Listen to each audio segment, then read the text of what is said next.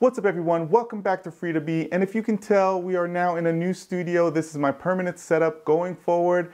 I was using a green screen before because I was moving around a lot and didn't have a permanent place to film. So in order to keep it like uniform, I was using the green screen and just putting in some backgrounds here and there. But going forward, this is going to be the permanent setup. I have a new camera in place, some lights, got a new microphone, so production value is going to be a little bit better for you as we discuss all topics, everything around financial literacy and lifestyle. Today we are going to be talking about 5 financial missteps that you can avoid if you can just identify them. We'll go over those today, so let's get started.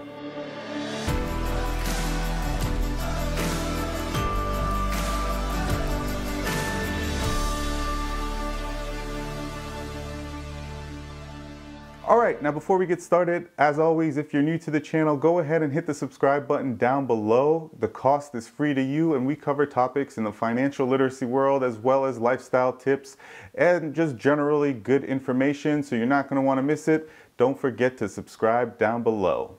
And if you're not new, thanks again for joining us this week. Okay, so I was basically, trying to think about my life so far and about just financial mistakes people make in theirs, and I've made some of these in mine, and I just kind of boiled this down to 5, and they're not really a top 5, but it's 5 financial mistakes that people should avoid. You should avoid this if you're trying to work through to financial independence, to financial freedom.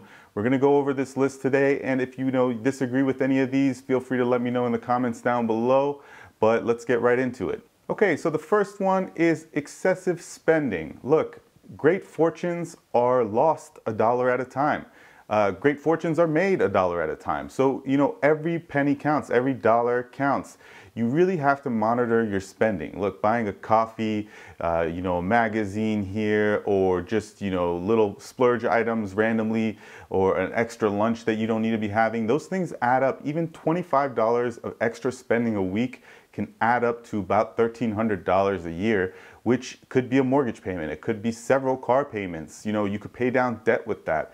You really have to pay attention to where you're spending your money and try to cut out excessive spending whenever you can. I mean, frivolous spending is just never a good thing to do. So get in the habit of, sticking to your budget, sticking to the plan, and just avoid excessive spending when possible.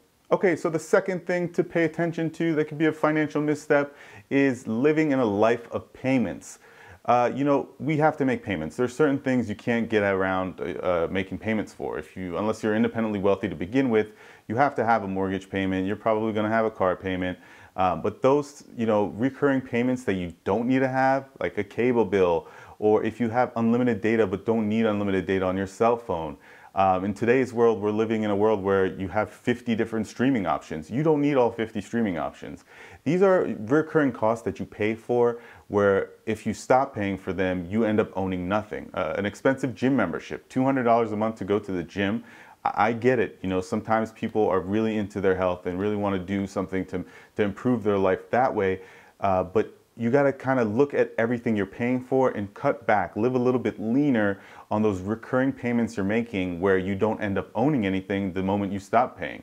So whether that's music services, like I said, the gym, streaming services, cable, whatever it may be, a subscription service that's ongoing month after month and doesn't really result in any benefit to you when you stop is something that you need to evaluate and try to lean down, try to, pare it down to just the essential items that you really need to add value to your life and just proceed that way. But you don't want to fall into a trap where you have hundreds of dollars a month dedicated and allocated to these costs for nothing. And now the third thing you need to be paying attention to is living off debt. You don't want to fall into the trap that many millions of Americans fall into, and that's living off of credit cards. High interest rates will always cripple you financially and will always prevent you from getting to where you want to be financially down the road. If you're looking to retire early, it's not going to happen if you have $50,000, $60,000, $70,000 worth of credit card debt. These interest rates really do make everything more expensive and ultimately not worth it. I mean, if you're thinking about it, right, if you make a purchase of a $50 purchase on a credit card, you could end up paying 3, 4, 5 times that amount once you eventually pay that off. So don't live off debt. Don't fall into that trap of, I need to live off debt because this is the way I live. If you can't pay for it cash, you most likely can't afford it. So just, save up for it and do it another way. Just don't fall into the trap of paying high interest rates on credit cards. Guys, I've covered this in other videos before too. Credit card debt is just never a good thing. I myself, struggled with this early on in my life too, but I spent some time focusing and I paid off a large chunk of credit card debt in a short period of time. And I'll link the video above where I do discuss how I did that. But it's essential to try to live off of credit cards, or don't live on credit cards, like live off, like as in put them aside. Don't live off of credit cards as much as possible, when possible, because those interest rates really they'll hurt you financially, in the long term. Okay, and so the fourth financial misstep that you could make in your life is buying a new car. And this is kind of an interesting way to look at it, but if you can't afford your car in cash, if you can't go to the dealership and drop $40,000, $50,000 cash to purchase the car, you technically cannot afford that car. Affording payments is not the same as affording a car because, look, ultimately we can all kind of make payments here and there, but if you can't afford the car, then you probably can't afford the long-term maintenance of the car. And let me just tell you this, when you do borrow money for a car, you're paying interest on a depreciating good. So you're gonna end up with almost nothing, similar to how those recurring expenses that you contribute to on a monthly basis work. The cars work the same way. They depreciate over years, and if you're in one of those positions where you like to have the newest car every few years, you're gonna lose money every time you trade that thing in. So it's just not good to, borrow a lot of money for a new car. It doesn't make any sense. So alternatively, you could look for something that'll get the job done for you that's a little bit more in your price range. It's a little bit less money for you to, spend on a car. Probably we don't all need a, 8-cylinder SUV to get to work. So you could look into more affordable options so you don't blow all your money on a brand new car. It just doesn't make sense. There's tons of, more viable ways of transportation in today's world. And if you live in one of those areas where you don't have a lot of public transportation available to you, you can still buy a car. But again, just look at it as a practical standpoint. What do you need it for? What are the features that are most important to you? And pare down those options. Again, we don't necessarily need to have a $40,000, $50,000, huge SUV, huge truck that, costs a lot of money to maintain and, a lot of gas, really bad gas mileage, so you have to spend a lot of money on gas. We don't need that. So look into the needs of what you're trying to get out of that transportation and spend accordingly. But definitely try to avoid borrowing as much as possible, because that goes back to living, off of debt. You don't want to do that. You don't want to pay interest on things, especially depreciating goods. Okay, guys, and the fifth financial misstep that people make is spending too much on their house. Nobody needs a 6,000 square foot mansion. I mean, even if you have 5 people in your family, 6,000 square feet is a lot of space. And ultimately, you have to look at it like this.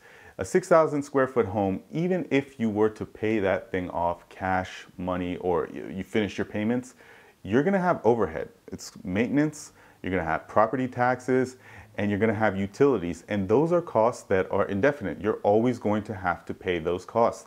Whether you owe money on the house or you bought it outright, those are going to be recurring costs forever. So with a bigger house, usually that means you're going to have higher property taxes. Just think of just roof size. Your roof size is probably going to be, double, triple the size of a smaller home. That one maintenance cost is going to run you 4 times the amount it would if you bought a 1,500 square foot house. Your utilities, right? It's going to cost a lot more money to heat a house at 6,000 square foot as opposed to a 2-bedroom, 1,300 square foot condo. Those kind of things need to be taken into consideration. We don't need to have a footprint that big. We don't need to own homes that are huge like that. So take those things into account when you're buying a house. A lot of times people make the financial mistake of purchasing more house than they need and get stuck paying those recurring costs and paying a higher mortgage for space that they don't even use. So think about that. Think about the size that you need and evaluate your situation accordingly and buy the right house for you. All right, guys, well, that's all I had for the 5 financial missteps that people make. If you enjoyed this video, don't forget to let me know in the comments down below. If you haven't already, don't forget to subscribe. Give me a thumbs up and let me know what you guys think about this new studio setup, the new camera, the new mic, the new lights, and we'll see you next time.